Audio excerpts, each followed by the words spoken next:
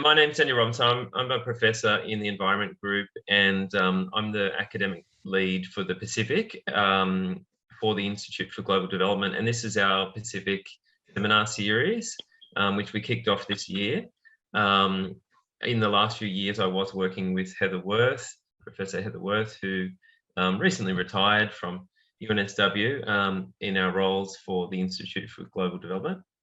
And I'm very pleased today to have Adam Craig and his colleagues, Hugo and Joanna, join us today. Now, the topic of the seminar is called, Can Citizens Be Mobilised to Support Disease Surveillance in the Pacific Islands? And they'll be talking about a case study of mosquito surveillance in the Solomon Islands, which sounds fascinating to me. I'm really interested to hear more about this, how enact citizen science support such a worthy cause. I'll just do a little introduction of Adam. So Adam Craig is in the School of Population Health at UNSW. He came to the university with 16 years of field epidemiology experience, and the last 9 of which he has spent working in Asia and the Pacific Islands. In 2009, on the wave of activity surrounding the 2009 influenza pandemic, he found a role as an epidemiologist with the World Health Organization's regional office in Manila, supporting the organization and national governments in the region to upscale emergency surveillance and response systems in response to the threat. This experience provided the foundation for almost a decade of international work with agencies including the UN Children's Fund, the World Bank, the WHO, ABT Associates, the United Nations Development Programme, the Australian Government, Department of Foreign Affairs and Trade, and directly with a number of national governments. Since 2006, Adam has worked on issues relating to early warning surveillance system design in the Pacific Islands, most closely with folk from Honiara in Solomon Islands, which we'll be hearing about today, Port Vila in Vanuatu, Suva in Fiji, and Tarawa in Kiribati. His research interests relate to surveillance system design and health system strengthening, with a focus on small island developing state contexts. And he brings a passion for finding solutions to the development, resourcing and systems challenges that inhibit the delivery of public health programs to populations of developing countries. So it's my great pleasure to have Adam and his colleagues here today, and we're really looking forward to this. I will hand over to Adam and let him drive the slides, and I'll just be here in the background. There are, just on the timing, and there will be time for Q&A. Adam will talk and some of his colleagues will also speak. And then there will be time, sort of 15 to 20 minutes, hopefully, of Q&A at the end. So you can post questions in the chat, and we'll come to those at the end, and we can unmute you so you can also speak as well. All right, thanks. Over to you, Adam. Thanks, Daniel. Everyone can see the screen? Yep. Yep, great. That looks good. Yeah. Great, thanks. So just to begin, I'd like to acknowledge that I'm coming to you from Gadigal and Wongal country or land in Sydney, which is in the inner west of Sydney. And I acknowledge elders past and present. So thanks for making the time to come to this seminar today. It's going to be really just a quite an informal style seminar. I'm presenting with my colleagues from the Solomon Islands, Joanna and Hugo. And I acknowledge that we are a new collaboration of multiple partners. So Joanna from the Solomon Islands Red Cross, Hugo from the Solomon Islands National University, Nathan there in the photo, the third along is our colleague who's not here today, but he's from the Ministry of Health and Medical Services. And we're collaborating with Nigel Beebe, who's a renowned epidemiologist and entomologist from the University of Queensland. Yeah, informal, so please ask questions maybe in the chat to begin with, and we can get to those at the end. But it's really, this seminar is an opportunity to explore the concept and to get feedback from people on how they see this rolling out in the Pacific, but also potentially intersects with other work that's going on. So first, Joanna. Joanna's the manager of the Solomon Islands Red Cross. office, or the national chapter of Red Cross in the Solomons. She has a Bachelor of Public Health from Fiji National University, and has been a lecturer at the university in Solomon Islands. But her background really is in community and community development and community engagement, and she brings that passion to this project. Hugo is an entomologist. So an entomologist is a scientist that looks at bugs or mosquitoes. He has a PhD from the National Yang Ming University in Taiwan and a master's from the London School of Tropical Medicine and Hygiene. He was the manager of the Vectorborne disease unit within the ministry until he took up his position at the university, where he is the coordinator and the leader of research within health sciences there. And Nathan and Nigel, I won't introduce. So today, in the next half an hour or so, we'd like to cover these 4 areas. So Hugo is going to start by giving us some context, talking about the Solomon Islands and the vector-borne disease challenges that are faced in the Solomons. Then I'll talk about our work in citizen science to date. And then Joanna will chime in and talking about how this approach and this collaboration around the application of a citizen science method is finding synergy with the work of the Red Cross in community engagement for behaviour change. And then I'll just wrap up with where we're up to and where we're going from here. Hugo, I'll pass over to you. Yes. So can you put the slides there, please? Sure. Yeah. Can you see that, Hugo? Yes, I can see that clearly. So so the Vectorborne program, disease control program in the Solomon Islands is actually responsible for diseases, particularly malaria, dengue, and filariasis. These are all mosquito-borne diseases. And the 2 most common vector-borne diseases now in Solomon Islands is malaria country. So these are the 2 most important vector-borne diseases. And since these diseases are transmitted by mosquitoes, we also have risks, especially for other vector-borne diseases, just like chikungunya and Zika. These 2 viruses are actually transmitted by the same vector that transmits dengue fever. So if this actually comes in, then there would be sort of outbreaks or whatever. So it's at risk for new diseases like chikungunya and Zika. Although these are old ones, but they have not been prevalent in the country. So this poses a risk for these new diseases as well for the country. Can you move to the next slide, please?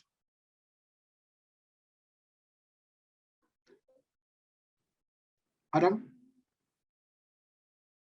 Okay, so just a background of where Solomon Islands is in the Western Pacific region in terms of malaria. So we look at the World Malaria Report in 2005, and then compared to 2016 and 2020.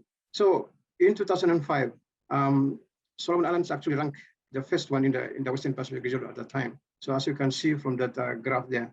And in 2016, although it came third, but it's still on the map.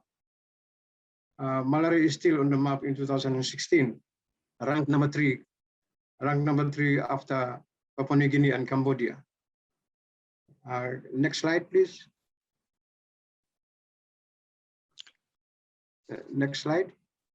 So this is the more recent one. Now Solomon Islands is ranked 2nd again after beating Cambodia, which ranked 2nd in 2016. So this means that malaria is actually endemic in the country. I mean, despite all the activities, it is still there. It is still there. So it is endemic in the country. So that's how we see malaria in the Western Pacific region when we put Solomon Islands in there. So malaria is actually endemic in the country, in Solomon Islands. Next slide. Not only that malaria is Solomon Islands has, you can see that in the region, but within the country itself, I mean, malaria is everywhere in the provinces, although the distribution is is different for each of the provinces, but it is there in every provinces. Like for example, in every you still see cases appear every month in all these provinces. The most important reason that you see here is that why Malaria, for example, has the highest prevalence of malaria or the incidence of malaria is because, I mean, the breeding sites, the environment itself is conducive for the proliferation of mosquitoes that actually transmits the disease. And among different areas, the environmental factors that influences breeding or proliferation of the vectors also varies according to provinces. So that's why you see the distribution varies among provinces, despite they use the same control activities, control measures in there. Next one. Next slide. So the current situation. So I talked with the director of the Vectorborne disease yesterday, and he indicated to me that malaria in the province is actually increasing. We know for sure that there are a lot of factors. One of the major factors is the prioritization of activities now is sort of shifted to working with COVID-19. So that's why cases are actually going up. And the other factor, as we know, is because we are not doing anything to control mosquitoes, for example. I mean, we can see that transmission is ongoing as well. So that is what we see here. Next slide. Next slide.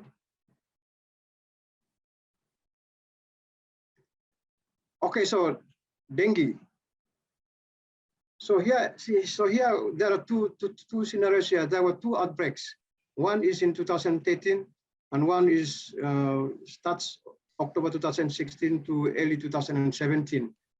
And before that one, in 1981, 1982, there have been suspected dengue cases also. And also in 2001, there were smoldering cases of dengue as well at the time. And we can actually see that in 2013, we have a big number in there, 5,254. This actually coincides with the reintroduction of Aedes aegypti. Aedes aegypti was in the Solomon Islands till 1981, and when the other vector, Aedes albopictus, was introduced, then Aedes aegypti was not present until recently in 2013.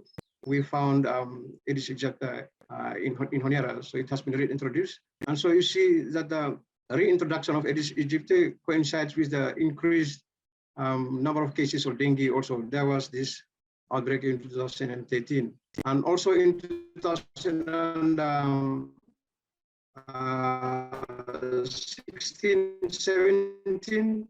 We have very large number of people with dengue at the time, and I think it was also the largest in record in the Pacific at the time. So you see that these are actually very, very important, very, very important to note that we could expect some more outbreaks in the future if things are not put in place.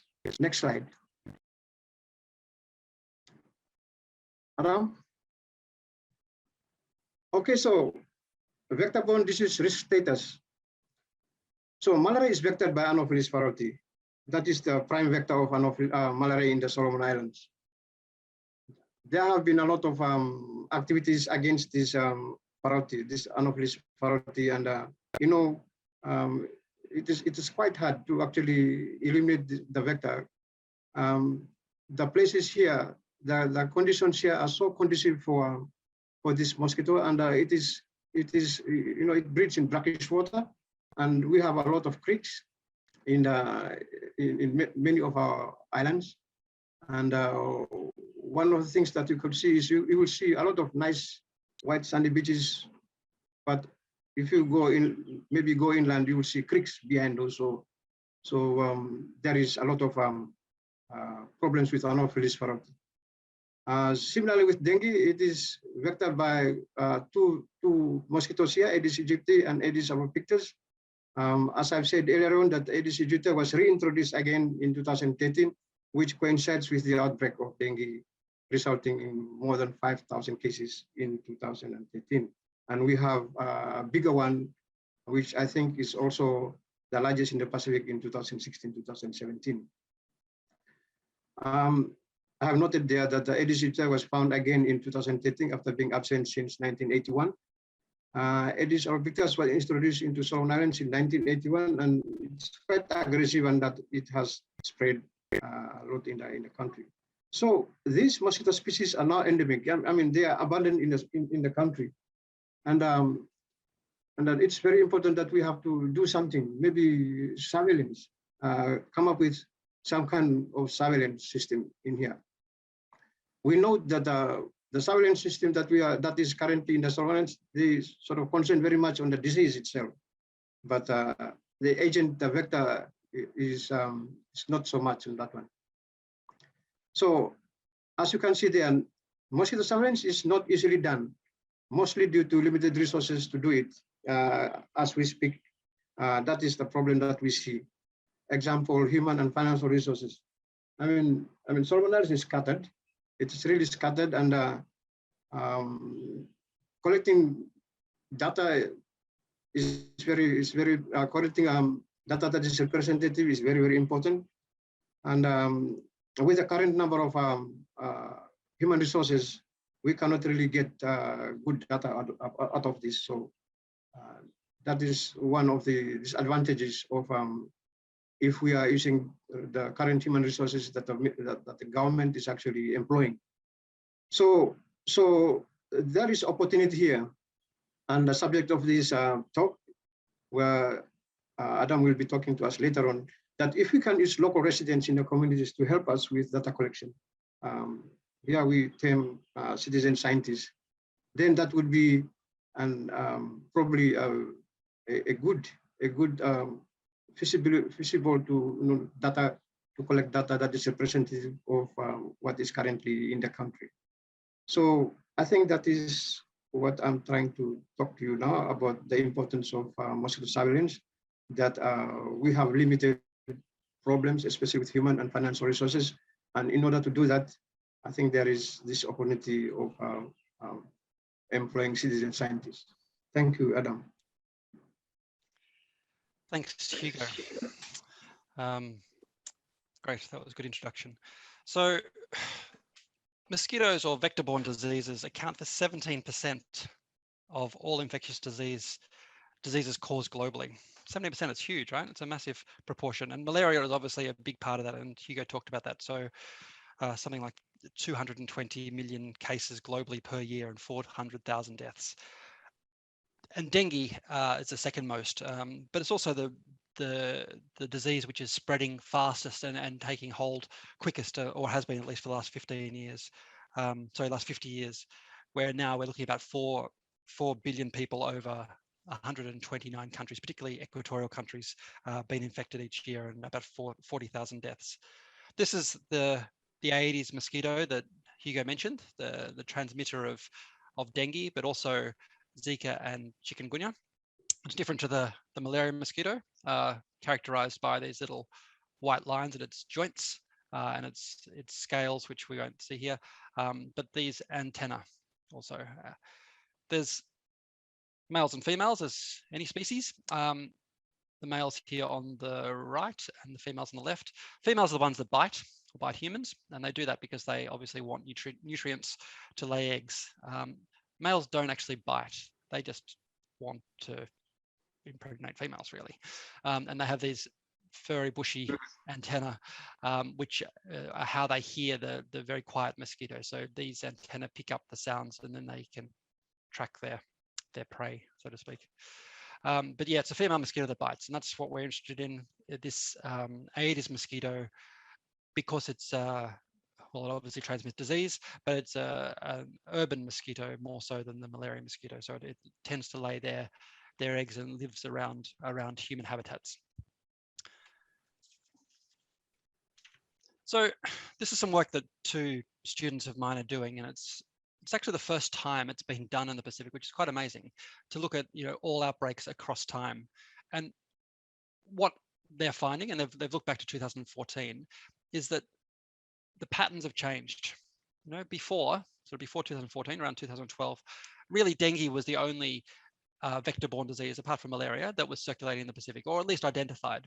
And typically, dengue came in waves of different serotypes. So, you know, over here we see dengue serotype 1, 2, 3, 4. There's 4 different types of dengue. Typically came in waves, just one serotype predominant, and then that fading away and another one coming in. Since then, there's been this huge proliferation in arboviral activity, including the co-circulation of dengue, all 4 dengue serotypes across the whole Pacific. And this is, you know, alarming, and it's sort of becoming the norm now. You don't need to be able to see the details here, but this is just dengue, you know, a time series of dengue by country. And we can see that there's multiple outbreaks going pretty much all the time. And this has sort of led us to this project of how do we better collect data in a more timely way from across all the Pacific Island countries at the community level. Because as Hugo mentioned before, you know, there is limited resources within government to do malaria, to do vector surveillance, and that typically means that surveillance happens around urban centres, so around capital cities or provincial capitals, and it's sporadic or ad hoc. By liberating the potential that's held up within the human resources or populations, we have this opportunity to collect data at the local level, which for diseases like dengue is really important because they are urban dwelling. You know, they're the backyard mosquito, as they're called. In the Solomons back in 2016-17, and Hugo alluded to this, there was the biggest outbreak on record ever in the Pacific. And that's not saying it was the biggest outbreak in the Pacific, it was the biggest one that has ever been recorded. And we investigated and wrote this outbreak up. There was 12,329 from memory, suspected cases, which resulted in 877 hospitalizations and 16 deaths, which is really high. You know, to have that many deaths from an outbreak was really high. If we just look at the bar columns here, forget the line for a second, this is the number of suspected cases over time. We can see the outbreak went from epidemiology week 32, so the 32nd week of the year in 2016. So when's that? That's around, should know this, October-ish, right through till sort of April, March, April, the following year. And my Solomon Islands colleagues can attest that this outbreak stalled the country for a period of time. The hospitals were overwhelmed. You know, teachers weren't able to go to school. Banks weren't able to function. You know, maintenance of social function really was affected by this one event because it was so explosive. What this graph also shows is that in this darker color, these are confirmed cases, and the lighter color is suspected. It sort of highlights the limited capacity to do what in Australia we may consider routine, you know, diagnostics. Really, in the Solomons, we're limited to rapid diagnostic tests during outbreaks, and there's only a short supply or a limited supply of those. So, you know, the number of confirmed cases is relatively low. So we tend to look at suspected cases or symptomatic cases. But now looking at the line, you know, the positivity rate was pretty high for those tests that were done. So it indicates that really was the causal pathogen. Brings us to citizen science. So citizen science, as we probably all are familiar, it's basically the engagement of community members in a scientific pursuit, typically in data collection. And the history of citizen science has come from, well, the origin of citizen science has come from the ecology and meteorology, really, and then sort of spread into other sciences, and more recently into epidemiology. So when we started this project, we looked at the literature, as we do, and found 14 citizen science projects which were looking specifically at mosquito surveillance globally. Okay, and 12 of those were targeting the Aedes mosquito. So this mosquito which transmits dengue and Zika and other emergent diseases. What was interesting was the different models that were used. So everything from, you know, using a phone app to be able to pick up the sound of a mosquito to identify it, that was applied in Spain, through to getting people to trap mosquitoes in their backyard and type them using some a limited amount of training. But really different different methods used. But what the literature really highlighted was that if these projects were to be sustainable, they need to be absolutely as simple as possible, and they need to be brief. So the idea of keeping people engaged for a long period of time and keeping that routine surveillance happening was found not to be possible. So having short bursts of activity, such as annual, surveillance, annual mosquito hunts, for instance, is the term that was used in the US project, or I think they called the Great Arizona Mosquito Escapade or something to that effect. I can't remember the name now, but it was a one-off event. So we in the Solomons added to this by doing a pilot project where we looked at just in Honiara, just to see if this model could possibly be of benefit to the surveillance data collection and intelligence gathering that happens in the Solomons context. And we focused very much on Honiara for the pilot. And we thank the TDR, which is the UN research agency for poverty of disease, for supporting us financially for this project. So we recruited 13 households across Honiara and provided them with some basic training. So just 3 hours or so, maybe a bit longer, 4 hours of training in how to set up traps, how to identify mosquitoes, and we provided them with some equipment. So a magnifying glass, a little card to be able to put the mosquito on, and a tool to compare what the mosquito looks like to be able to identify the different genus and species of mosquito. We use this trap that's on the right-hand side here, which is called a BG Sentinel trap.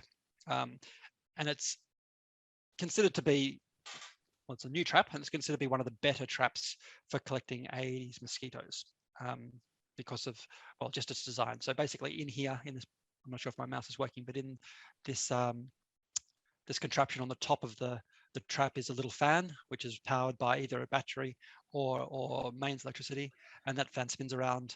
And as mosquitoes fly over, mosquitoes are attracted to the colors, the contrasting colors. As they fly over, they basically get sucked in to the trap, and they're kept in a reasonably well preserved state. They don't get damaged in that process. When the electricity goes off, there's a little flap that closes to lock them in. So these 13 households were sent out to set up these traps in their backyard, and then collect data on well, maximum a weekly basis, but a lot of people did it more frequently than that, and then themselves identify the type of mosquito that they were collecting, and then to report that to us via SMS messaging. So, sorry, before I do that, our measures of success for this project were really basic. We're really, our question was, is citizen science feasible in the Solomon Islands? Will it work? And we measure that by the continuity of engagement of the participants, and their ability to detect mosquitoes accurately. And then finally, what their experience was in a qualitative sense. So what we found was that of the 13, 78.3 or 78% of participants, 78% of participants collected data on the days required. So across the 8 weeks of the program, 44 out of the 56 days on average was, so the median data was collected for. So a reasonably high retention rate in the sense of participants were willing to stay engaged with the program for 8 weeks, which is a little bit different to what the literature was saying. We found that 4 participants of the 13 collected data for less than 50% of the time. So, but on the other side of the coin, 4 participants collected data every single day for the whole time. So, it is a pilot study, so we haven't got big numbers, but a reasonably good retention rate, or indication that this model would work. In terms of accuracy, so we asked, as I said, we asked participants to collect mosquitoes and type them themselves, just using a magnifying glass and an identification key. And then we went afterwards and collected the specimens and took them back to the lab, where an entomologist verified the count. So on average, not on average, the median number of mosquitoes trapped by participant was about 300 across the 8 weeks. So quite a large number, which was obviously time consuming for the participants.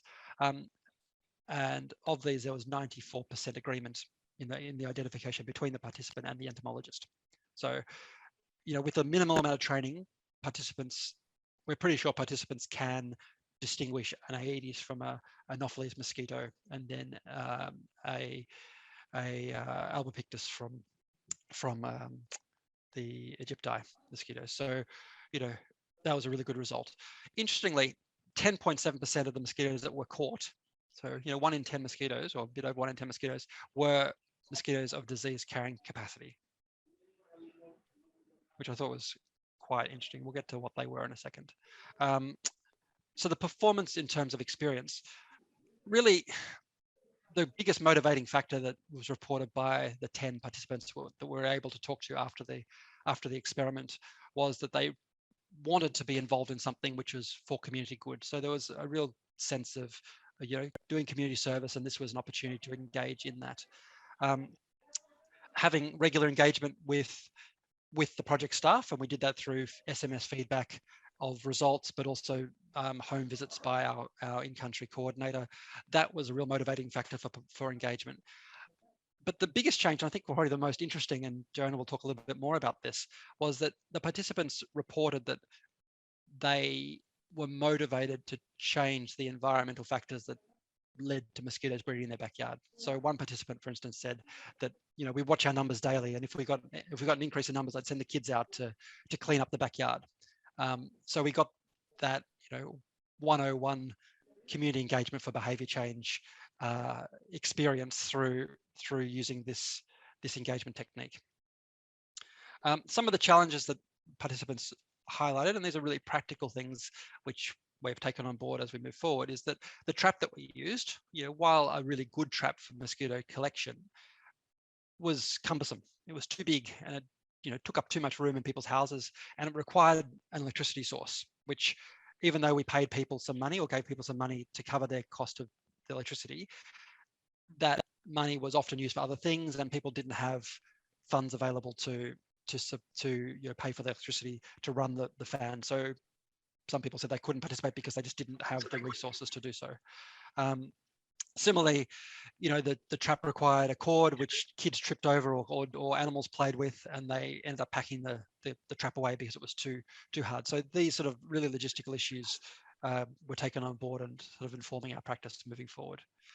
This is an example of one of the maps we produced just at 3 time points, and this is just Aedes mosquitoes.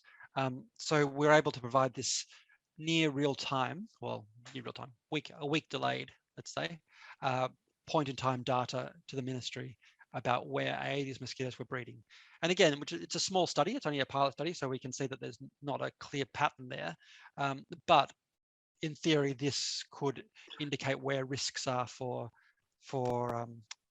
these particular arboviral diseases, so dengue, chikungunya, and Zika primarily, where people are at higher risk and where action could be taken. I'll pause there and pass over to Joanna, who's going to talk about the Red Cross and how they see this project supporting their work.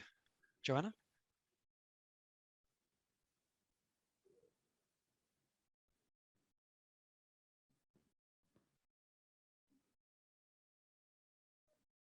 Are you still online, Joanna, or have you dropped off?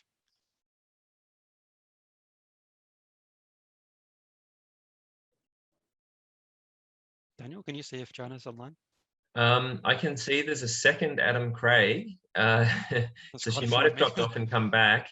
She may be muted though. There's a couple. Yeah, she's coming back. Hey, there Joanna. We go. We can hear you now. Okay, I'll just go first so that my network is not really stable at the moment. But yeah, thank you so much, Adam, and also Hugo, and also the rest of the team, to allow me to be part of this seminar. Yes, so Solomon Island Red Cross, as part of its actually wrote to the Solomon Island government, working closely with the Ministry of Health in responding to disease outbreaks within the country for the past years. So as mentioned, the 2016 and 17 dengue fever outbreak, we have also, I haven't been here yet, but Solomon Island Red Cross volunteers been part of this response as well to the dengue fever outbreak in 2016 and 17. So as part of not only to mosquito-borne diseases outbreaks, but also to other disease outbreaks as well in the country. So as part of epidemic preparedness, Solomon Island Red Cross, with the support of Australian Red Cross and IFRC, we have trained over 90 volunteers in epidemic control. This enables our volunteers to understand what to do before, during, and after epidemics, and also helping them to understand that diseases that are common in Solomon Island. So with that, our volunteers are able to work with their communities to identify risk, raise awareness, and also take early actions within their communities. So for us, getting our community-based volunteers who are trained in epidemic control to engage in such project, such as the Citizen Science Project, we see it as it will help them to inform their communities of early action to avoid disease outbreaks of mosquito-borne diseases like malaria and dengue, which are common in Solomon Island. We do not want to wait until only to respond to outbreaks, or even when we start seeing increasing number of cases of malaria or dengue, but we want the communities, our volunteers, to be more proactive, as in taking early action when they see risk, early actions such as community cleanup campaigns, when they start seeing increasing number of mosquito eggs in their communities as they being part of such project. So we see this approach will help us in being proactive and to create a behavioral change towards helping the community to reduce environmental risk for mosquito breeding sites within their community. So currently, for my next trip, for our epidemic control for volunteers training in Temoto, which is the eastern side of Solomon Island, I'm planning to integrate a session on the mosquito surveillance for our volunteers, so that they can be able to be part of this citizen science project as well, and then able to collect the eggs and send them over to Hugo and team for analysis. So, and also getting feedback, I believe getting feedbacks from the team from Honiara from time to time will help keep them motivated as well to continue to make changes within their community and continue to make early actions to avoid disease outbreaks within their community. And also to help them know that they're not only contributing to a very important cause that benefits their community, but also to a wider community in the country and even the Pacific as well. So I guess that's a brief from Solomon Island Red Cross on how we see such approach will help our communities and our volunteers to take make early actions within their community to avoid mosquito-borne disease outbreaks within their community. Thank you so much. Thanks, Joanna. So what's happening here? There you go. So, so I think Joanna highlighted quite nicely how the link between community engagement and this very practical, scientific application is seen as valuable for the Red Cross. Moving forward, and we're just at the beginning of this activity now. So with the support of the Australian government through the PAC-MOSI program, Pacific Mosquito Surveillance and Strengthening for Impact program, which is led by colleagues at James Cook University, we've been able to secure some funding to support the expansion of our pilot project. That's expansion both in the Solomons, but also to engage other countries in the process. And to date, we're going to work with Tonga also, and we're talking with Tuvalu as our third country, with the idea of expanding this model out and being able to create a rolling survey, if you like, of mosquito prevalence across across 3 settings, and building on the work of the pilot. So we've refined the process a little bit though. So if you remember back to our pilot, we gave people those BG traps and required them to type mosquitoes at home, and that worked okay. But as I said, it was a bit clunky, and it was quite labor intensive from our part. So we've adapted the model, and we've adopted a different approach called OV trapping. OV just meaning egg. So the eggs of the mosquitoes, which remarkably can be stored once dried for many months and rehatched somewhere else. So what we're doing with this project, and because we're going subnational, where obviously resources are more limited, we've designed a program where participants, whether this be individuals or Red Cross members or school groups or church groups, that's really a local decision, will make their own trap with some instruction. So they can just basically take a bottle or a glass jar and cut the top off and fill it full of water and put in this, what they call OV paper, but just basically a piece of blotting paper inside the trap. And the mosquitoes fly in, land in there, and lay an egg on the paper. And then we can dry that paper and send it via the post or via a courier, or with staff, up to 3 months later, and then just rehatch that egg at a different location. So that's what the OV paper looks like, and that's the mosquito eggs laid on the paper. So I can get to a lab, and we're going to set up a small insectary at SINU, Solomon National University, or the Ministry of Health, where those eggs can then be hatched and analysed. So we can analyse them as the citizen scientists did in the past. We can identify what mosquitoes are present, but we can do other analysis too. So we can do resistance testing, for instance, to look at how susceptible the mosquitoes are to insecticides, which are commonly used for control of mosquitoes during outbreaks. Or we can send them on to a more advanced laboratory where genetic testing can be done, to look at the lineage of the mosquitoes that are caught and where they've come from.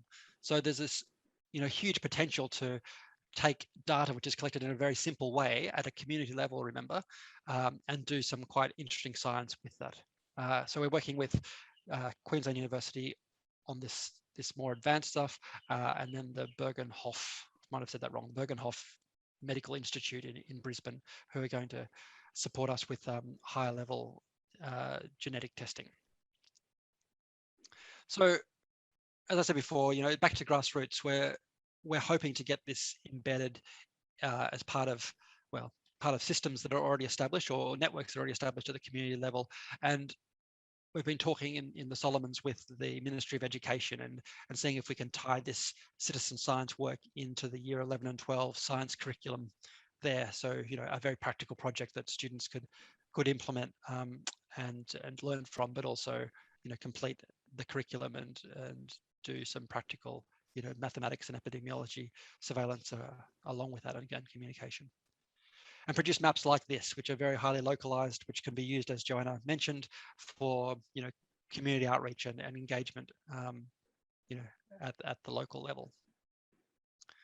So citizen science has a few different applications as we see it. So obviously we can do periodic local level monitoring. We can do an annual survey, for instance, and update maps over time. But its real value is being able to do surveillance in sites where the traditional surveillance mechanism, so government bods going out there and doing the work, can't get, or they find it difficult to get to. So really remote and hard to reach places.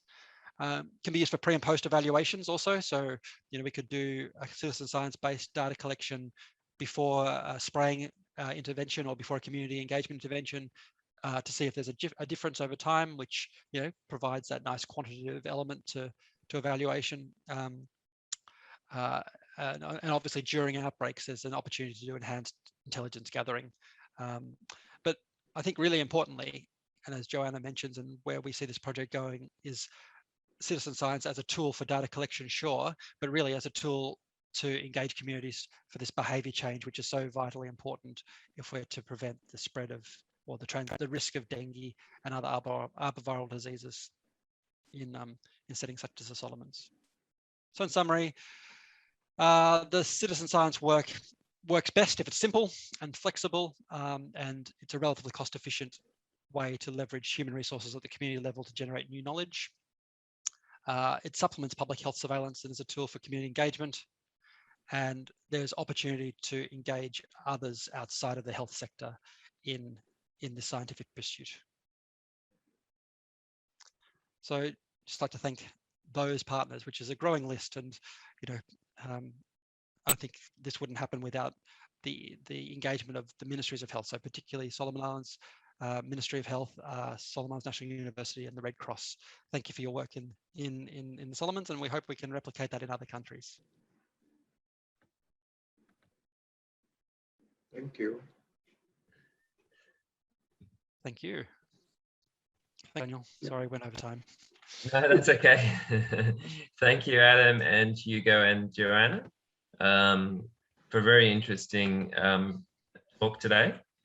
I just wanted to say to the participants, you can still post in the chat if you have questions, or you can press the raise hand button. Hopefully you can see the raise hand button or chat icons at the bottom.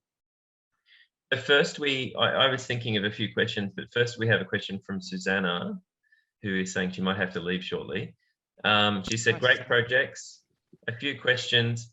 How and when was the confirmation of mosquito species done? And then a second question, how is it possible to estimate somehow the proportion of infected mosquitoes, given the presence of the vector does not mean ongoing transmission of the disease? Absolutely. So first question, how and when was the confirmation of mosquito species done? So in the pilot project, it was done in Honiara by Hugo, so who spoke before, the entomologist, and his counterpart in the Ministry of Health there, and it was done just visually. So it was a visual inspection, and that's kind of the capacity we have. The second question, you're right, it doesn't confirm anything. It just gives us another indication and supplements additional data. So presence of mosquito doesn't mean transmission. That would require higher levels of capacity than we had in country. Yeah. But it does give an indication of potential risk. And if we're looking to preemptively take health promotion and or other activities, it's just another string to the information bow. Okay. I was going to ask about environmental factors as well, if you could explain a little bit more. I'm not a mosquito or disease vector expert at all, but it seems like that obviously in the wet season, from the chart you had of 2016-17, you've got more rainfall and more ponding and factors like that. Are there other sort of environmental factors that communities have to take into account? Is it highly seasonal, and are there bad years and worse years because of La Nina phases or those sorts of things in the climate? Great question. I might leave that one to Hugo. Okay, so yeah, okay, I'll answer that one. So during the wet season, we have a lot of containers. Not only containers that we get from shops or something, but we also have natural containers, plant axials and tree holes. So those are actually breeding sites for mosquitoes, particularly Aedes, because Aedes are actually container mosquitoes. They term those as container mosquitoes, unlike malaria vectors, where they breed in creeks or streams. So whenever there is we have wet season, there will be a lot of containers, natural containers, and also man-made containers that, there will be a lot of places for mosquito to breed. So those are some of the ones that we know. For malaria vectors, especially in Goro Canal, we have big creeks. So during the wet season, the mosquitoes are actually washed away. So during the dry season, that's when we have these lagoons due to sun action, sun waves. So they become blocked and produce lagoons. So that's why we have enough fish breeding in lagoons. But basically, for Aedes mosquitoes, which is very, very important, very abundant here, if there is a container that contains water, you definitely see Aedes mosquito breeding in that. So it depends very much on the containers with water, and you see Aedes mosquitoes in there. Yeah. I think just to add to that, there's a whole ecosystem factor, and I think that's what you're getting at, Daniel and Hugo, that come to play. But what the evidence is showing, and again, it's hard to collect evidence in lots of places, but the Aedes mosquito is pushing boundaries. It's been found in places that it hasn't been found before globally, and whether that's a change in the mosquito's ability to adapt, or the effect of climate variability and El Nino and other factors, I imagine it's a messy mix of everything. But in the last 50 years, I think I have the number there, I've forgotten, but it's something like a 30-fold increase in the amount of dengue infections resulting from in new populations, and that's definitely been seen in the Pacific. Thank you. I had another question if one doesn't come in. We've got people asking for the recording, which we have the recording, so we can share it with you afterward and circulate that. I guess my other question, I'm really interested. I think it's amazing that you can get this sort of and you had good results in terms of the pilot group to do the surveillance. I think it's such a great approach for working in remote areas. I wanted to just get you to talk a bit about recruitment and how you could expand recruitment and things like that. What are the main sort of ways of recruiting the public and keeping them engaged throughout the process so they keep going? Yeah, really good question. So I think it was probably one of the biggest lessons from our pilot was that recruitment and maintenance of engagement takes time and money. Like, it's not a free activity. And so with this next phase of work, we are trialing, and it's still a trial. It's all still a trial, working things out. By working through established community groups, so Red Cross, Rotary, church groups, school groups, we hope that will sort of embed a sense of or scalability at the local level, and instant feedback or instant value for participants too. So that's, I guess, one way we're trialing. Communities and practice is obviously something which we'll be engaging in, and we're going in this current next work where we're going to use basically establish a social media group for the project, for those that want to join and collect and receive information that way. What's happened in other countries is again around this making things an annual event, and making them kind of like a big hurrah, and engaging people through citizen science that way. All those things are possible, I think, and can happen, but they don't happen independently of some commitment and some work from people on the ground, and that's always going to be the biggest challenge. Is we need to have a funded coordinator to push this stuff forward beyond the pilot phase. I think there's some number like 80% of any new initiative fails after the pilot phase in low middle income countries, not because of lack of goodwill, but just because of everyone's so busy and have so many different jobs. Asking them to do an extra job is always hard. Yeah. I guess I had a follow-on question. So you were able, and I know we're basically running out of time, but a quick one. Were you? I know that you were able to give them payments for electricity.